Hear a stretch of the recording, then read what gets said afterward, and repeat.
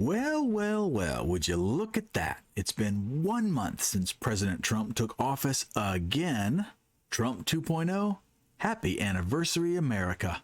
My name is Sirius, and this is Unfluenced. Before we get right into it, this one has a few naughty words, so not really for the sensitive ears on this one. So 1 month, what a glorious month it has been.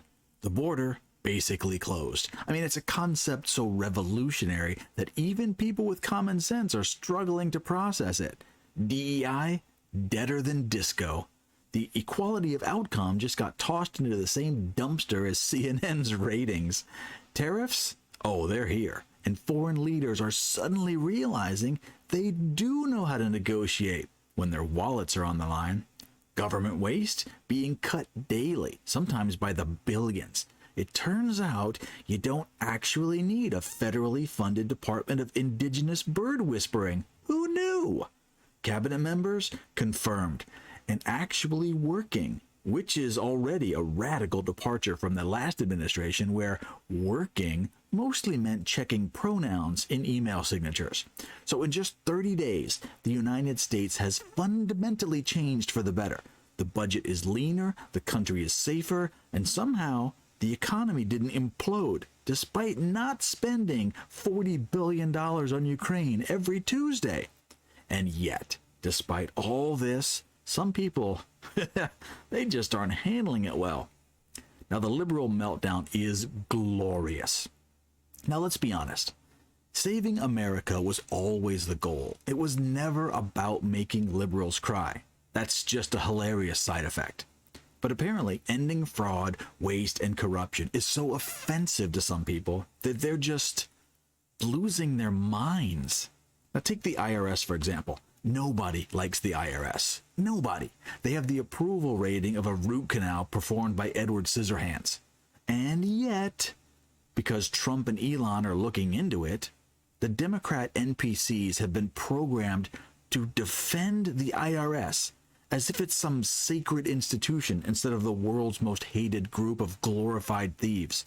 Imagine being so broken that you voluntarily cape for the IRS. These people used to claim they fought for the little guy. Now they're out here screaming, actually, you should be giving more of your paycheck to the government. You can't even make this up. These people are so brain damaged from their years of screaming at the sky that they will oppose their own policies just because Trump is the one implementing them. They've become reactionary zombies. I mean, Trump could cure cancer and they'd be out there protesting, cancer has rights too.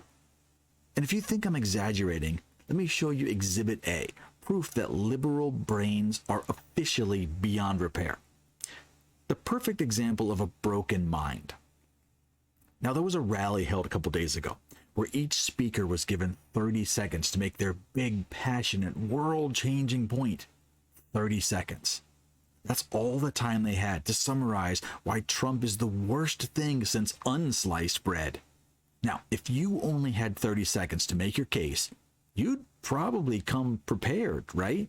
Maybe a fact, a policy concern, maybe something that sounds intelligent.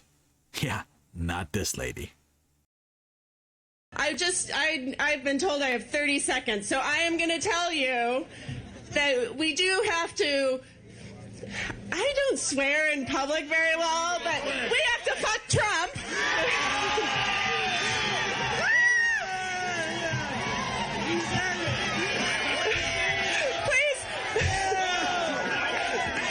Please don't tell my children that I just did that.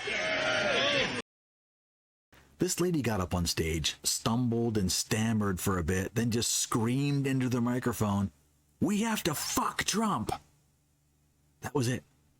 And you know what happened next? The crowd went wild. I mean, standing ovation, applause, cheers, whistles. You would have thought she just announced free beer and student loan forgiveness. And then the best part, after saying that, she immediately got embarrassed and begged the crowd not to tell her kids she used bad words. So let's break this down. This glorious, glorious train wreck. Point one. Okay, that was her best argument. She had 30 seconds to convince people that Trump is the devil. 30 seconds to articulate something, anything, about why she thinks he's bad. Did she mention the tariffs? Maybe his executive orders? Maybe his cabinet choices? Border policy? Maybe she didn't like the color of his tie. No, just fuck Trump. That's it. That's their whole argument now. No facts, no logic, just blind, frothing at the mouth rage. If you need further proof that Trump broke them, just look at this lady. She couldn't even string together one coherent sentence. We have a president who's fixing the economy, securing the border, and eliminating corruption. Their rebuttal? Orange man bad. Now immediately, let's jump to point 2. She knew it was wrong. Now, immediately after she screamed this intellectual masterpiece, she got embarrassed. She blushed. She backpedaled harder than Biden trying to explain how inflation works. Then she begged the crowd not to tell her kids she said the bad words. Now, why would she do that? Well, because deep down, she knows it was wrong. She knows that screaming profanity in public isn't exactly the height of political discourse. But since it was about Trump, she figured, the rules didn't apply. That's because that's how the left operates now. If they do something bad, it's necessary activism. If you do something bad, you should be canceled forever.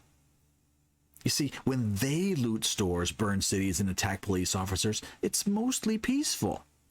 But if you ask so much as a question about their nonsense, you're a fascist. It's pure hypocrisy, and they don't even try to hide it anymore. Point 3, this is the best one. Did she accidentally offer herself to Trump? Now, the best part, she didn't just say, fuck Trump. What she said was, we have to fuck Trump. Excuse me? Listen, lady, I hate to break it to you, but Donald Trump is a billionaire businessman with a former international supermodel for a wife. You?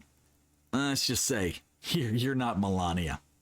And judging by your mental state, you probably don't even qualify for Stormy Daniels. So unless you plan on becoming the world's first Antifa groupie, I don't think you're getting anywhere near 45. And honestly, thank God for that.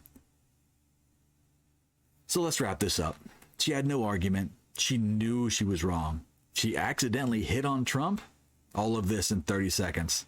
This is exactly why the left is losing. They have no logic. They have no argument, no plan. They're just running on pure, unfiltered rage. Meanwhile, Trump is literally fixing the country. And their only response, Ree! So if you ever need a perfect example of why liberalism is collapsing, just play this clip and enjoy the glorious, chaotic stupidity. And hey, before you go, if you made it this far, do the like and subscribe thing. I need a little help. And I got plenty more insanity to expose. Trust me, this is just the beginning. I'll see you soon.